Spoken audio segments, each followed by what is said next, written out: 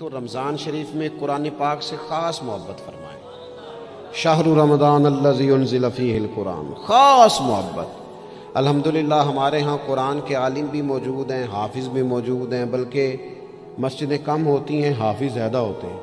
تو خوب ارادہ کریں کہ قرآن مجید سننا ہے۔ ہم کھڑے رہتے ہیں، پاسپورٹ کے دفتر بھی 1.5 گھنٹہ لوگ کھڑے ہیں، شناختی کارڈ کے دفتر میں بھی کھڑے، امیگریشن کی لائنوں میں بھی کھڑے۔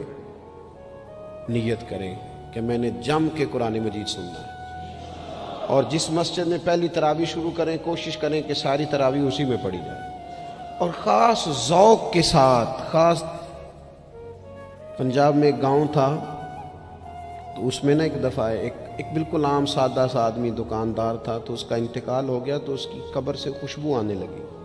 عام سادہ آدمی تھا، قبر سے خوشبو آنے لگی۔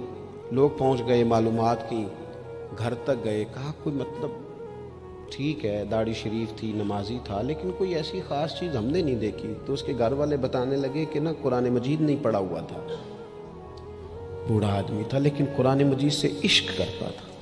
کئی گھنٹے قرآن مجید کو وضو کر کے اپنے پاس رکھتا اور پھر انگلیاں چلاتا اور کہتا میرے مالک نے میرے لیے جو بھی فرمایا ہے حق اور سچ ہی فرمایا ہے۔ اسے چومتا، پیار کرتا۔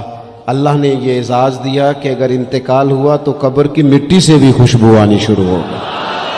خدا را قرآن پاک سے پیار کریں، خوب ذوق بنائیں کہ ہم نے قرآن مجید کو سننا ہے۔